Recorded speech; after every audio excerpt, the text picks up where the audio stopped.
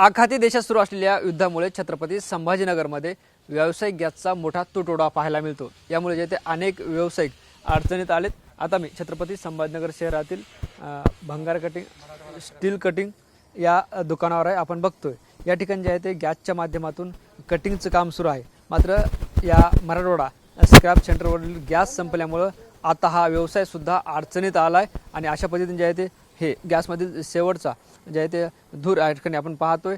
ही जे ते gas cylinder आहे आणि या माध्यमातून जे आहे ते दिवसभर काम केलं जातं। मात्र गॅस संपल्यामुळे जे आहे ते या ठिकाणी आता हा व्यवसाय पुढील काही दिवस जे आहे ते बंद करण्याची वेळ या जे आहे ते मालकावर आली आहे। आपण बघतोय इंडस्ट्रियल एरियासाठी लागणारं जे ते प्लेट कटिंग सुद्धा याच गॅसच्या माध्यमातून होते। आपल्यासोबत कारागीर आहेत। काय सांगाल, गॅस संपलाय का आता?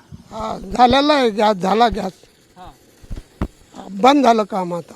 बंद झालं आता हे चालू आहे ते हे गॅसच संपला ना साहेब, तो संपला ना। हा मग आता आता बंद करायचं। हां मग काय, मग बंद झालं म्हणजे ही गॅसची शेवटची टाकी होती आणि गॅसचं शेवटचं जे ते हे होतं ऊर्जा होती। हा हा बरोबर। बर, मग आता काय दिवसभर काम? हेच उठापाटक। हां तिकडं तिकडं नाही आता हा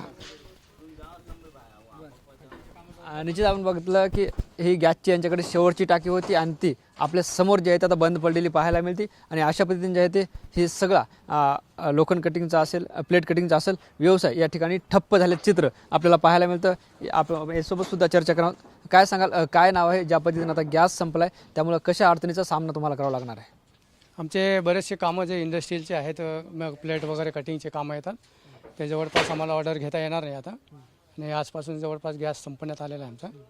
तर गव्हर्नमेंटने सरकारने लवकरात लवकर ती व्यवस्था करण्यात यावी।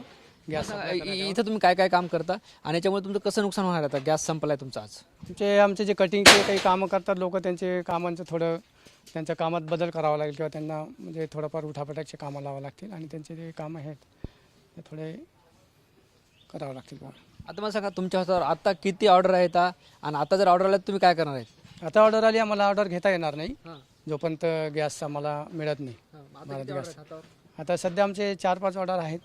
हो, पण ते थोडा मग त्यांना थांबून घ्यावं लागेल बुवा, 4-5 दिवस किंवा 8 दिवस असं। त्याच्यानंतर मग ते जे कामाला करते ते त्या हिशोबाने ते करावं लागेल आम्हाला अरेंजमेंट। आता इथं सगळे किती कामगार काम करतात आणि गॅस संपला त्यामुळे जे आहे ते मुख्य काम तुमचं बंद पडले। मग आता यांना काय काम देणार आहेत तुम्ही?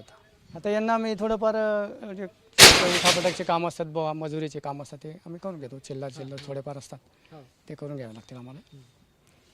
बरं, तुम्ही एजन्सीवर जे आहे ते गॅस मागायला गेले असाल तेव्हा काय सांगण्यात आले तुम्हाला, कधी मिळणार आहे? केलं आहे ते म्हणे 8-10 दिवसात मिळतील बुवा। सध्या स्टॉक नाही आमच्याकडे, सगळा स्टॉक आला तर आम्ही तुम्हाला अवश्य पाठवू। मला सांगा, साधारणपणे असे तुमच्यासारखे किती दुकान शहरात असेल अंदाजे? असे तरी बरेच दुकान आहेत, 10-15 दुकान असतील म्हणजे शहरात, जास्त असू शकतात, पण माझ्या माहितीनुसार असे जे कामं करतात बऱ्यापैकी दुकान आहेत।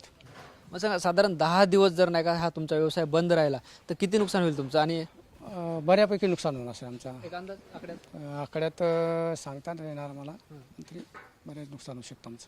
काही लाख रुपये, 1-2 लाखाचं होऊ शकतं नुकसान। काय नाव तुमचं? दिलीप देशमुख। दिलीप देशमुख। निश्चित आपण बघतोय हे दिलीप देशमुख होते, आपल्यासोबत कारागीर सुद्धा होते। आणि ज्या पद्धतीने जे आहे ते व्यावसायिक गॅसचा तुटवडा निर्माण झाला त्यामुळे जे आहे ते आता या कटिंगच्या व्यवसायाला सुद्धा मोठा परिणाम झाला चित्र पाहायला मिळतं। आणि ही शेवटची टाकी होती आणि जेव्हा यांनी एजन्सीवर विचारणा केली तेव्हा 10 दिवसानंतर तुम्हाला गॅस मिळेल असं यांना सांगण्यात आलं। हे प्राथमिक स्वरूपात एक उदाहरण पाहतो। मात्र छत्रपती संभाजीनगर शहरातील अशा प्रकारच्या सगळ्याच दुकानावर हीच परिस्थिती आपल्याला पाहायला मिळते। त्यामुळे जे आहे ते आम्हाला व्यावसायिक गॅस उपलब्ध करून द्यावा ही मागणीसुद्धा आता पुढे येताना आपल्याला पाहायला मिळते। Camera person Harshal Nikam sir, Dnyaneshwar Londhe, TV9 Marathi, Chhatrapati Sambhajinagar.